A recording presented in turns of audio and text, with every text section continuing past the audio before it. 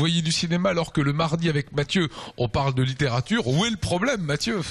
Eh bien, demain, c'est l'événement. C'est l'affiche de la fin d'année, je dirais. Hein. C'est le premier roman de Tolkien, Bilbo le Hobbit, qui sort au cinéma.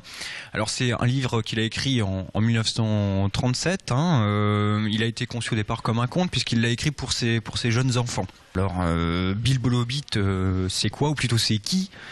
Qu'est-ce qu'un Hobbit, on va dire? Alors, un Hobbit, eh bien, c'est un personnage comme vous et moi, sauf que il aurait la taille de vous, Lionel, sans les jambes. D'accord. C'est une petite personne. Avec les mêmes oreilles? Plus pointu, je dirais, ouais. Aux pieds fortement velus, qu'il laisse en liberté, un ventre proéminent. D'ailleurs, il est pas loin des 6 dîners ou déjeuners par jour, donc quand même. C'est un bon vivant. C'est plutôt un bon vivant, oui, tout à fait.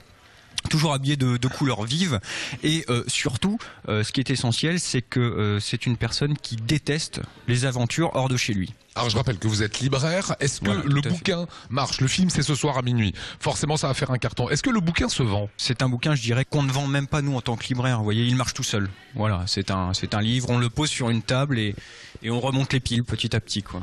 Alors on voit le Hobbit, on connaît tous ce Mont Précieux avec cette voix de Gollum. Tout à fait. Voilà. Vous faites très bien d'ailleurs. Mont Précieux. Voilà, j'ai tenté. Voilà. Au moins c'est fait, c'est sur la bande.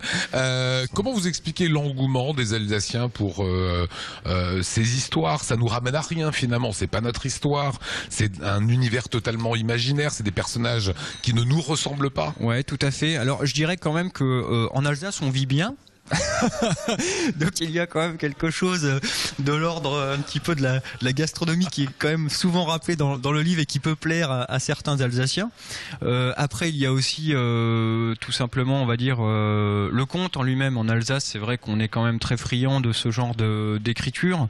En Alsace du Nord aussi, où il y a eu beaucoup de légendes, de mythes à travers les fées, à travers ce genre de choses. Donc c'est vrai que c'est pour les jeunes Alsaciens qui le découvrent, on va dire, un livre en plus du terroir culturel, quoi. Voilà, c'est les légendes des sorcières qui en Alsace, c'est le mur païen, c'est ces cupules que l'on retrouve sur nos rochers alsaciens. Puis des paysages aussi qu'on retrouve dans le Bilbo le Hobbit, alors avec ces vallées fertiles. Moi c'est vrai que quand je prends la voiture et que je vais du côté de l'Alsace du Sud avec toutes ces vignes à flanc de collines, ces vertes vallées, voilà, on retrouve un petit peu le territoire du Hobbit.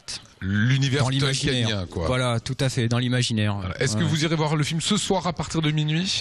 Alors, ce soir à partir de minuit... Faites-vous partie des courageux? Je pense que j'y serai le lendemain.